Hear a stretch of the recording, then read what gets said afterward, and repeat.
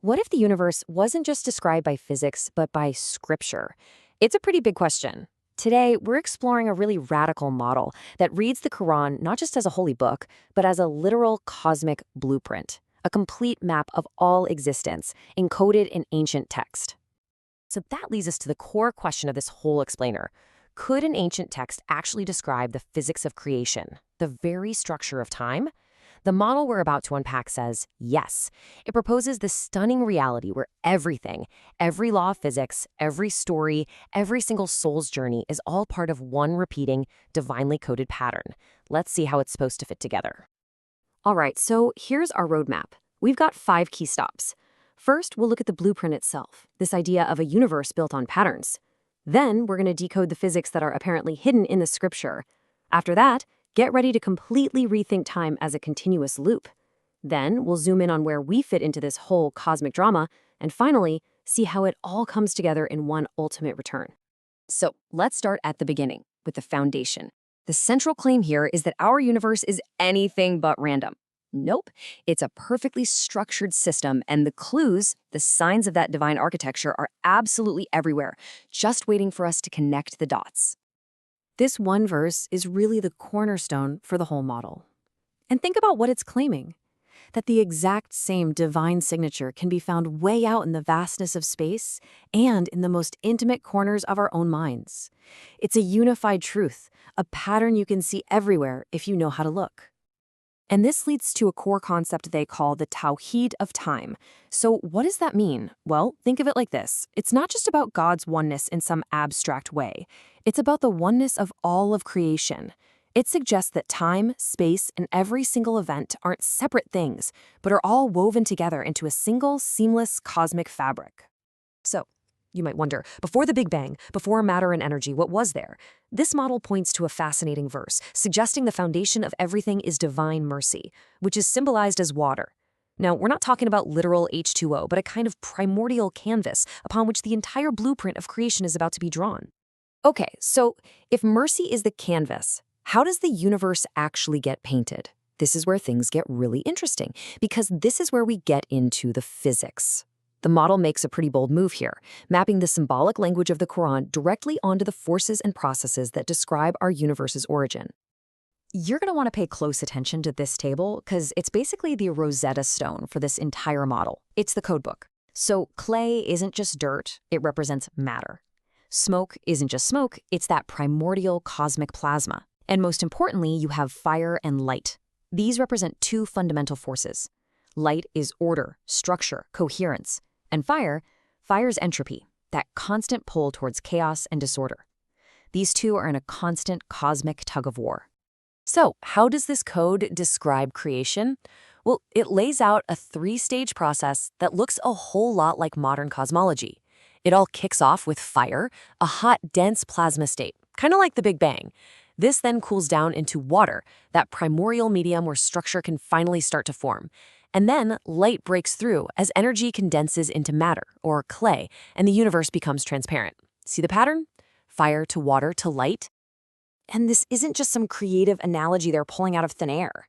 The model anchors this exact sequence in Surah 41, which describes the creation of the earth and then says Allah turned to the heaven when it was smoke and shaped it into 7 distinct levels.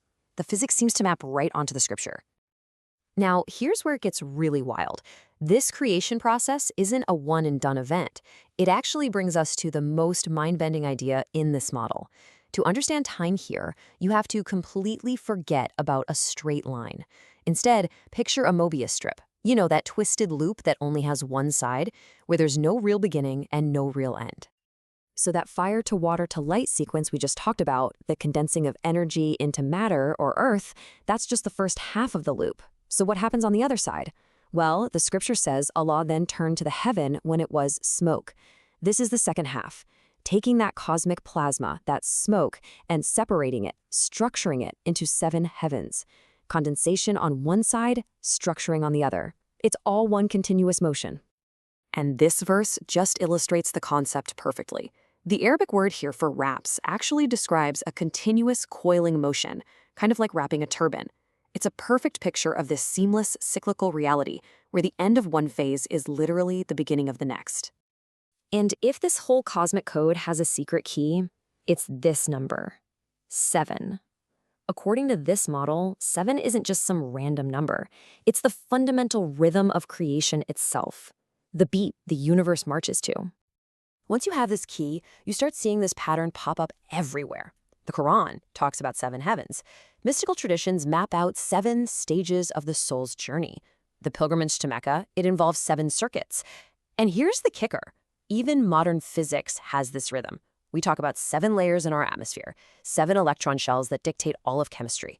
It's like a fractal pattern, repeating from the cosmic all the way down to the microscopic.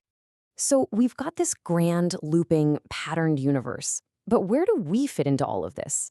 This is where the model zooms in from the cosmos to the human soul. Our existence, it argues, is the central test playing out within this cosmic drama. We aren't just watching from the sidelines, we're the main characters. At the heart of this whole human drama is a single binary choice. It's a choice between the spirit, the Rooh, which is always seeking submission, order, and alignment with the light, and the self, the nafs, which is constantly being pulled by pride toward the chaos and entropy of fire.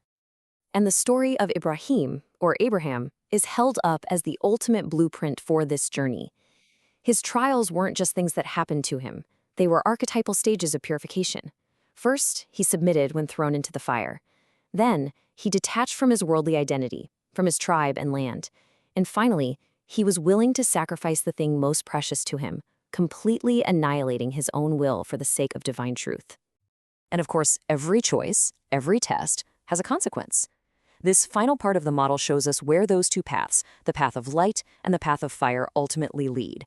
And it's to one of 2 very different and very final states of being.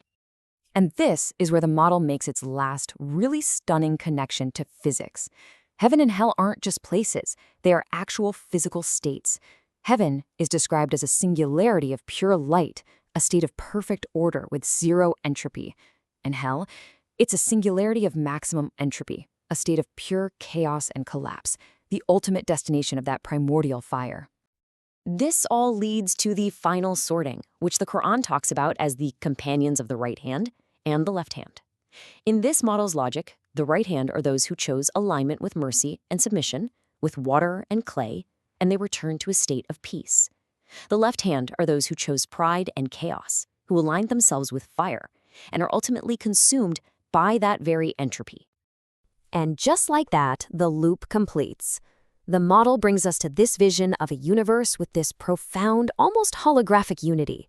From the Big Bang to the final judgment, from an electron's orbit to a prophet's trials, it's all the same story, the same pattern, the same loop. Creation, test, and return, all reflecting the oneness of its author. The source material we're looking at concludes with this really powerful statement. The Quran, seen from this perspective, isn't just a historical document. It's a living map of reality, a timeless code whose truth is continuously being demonstrated in the fabric of the cosmos and the journey of every soul. And so, this whole model leaves us with a pretty provocative final thought. If existence really is a single repeating pattern of creation, test, and return, then what role are you playing in the cycle right here, right now?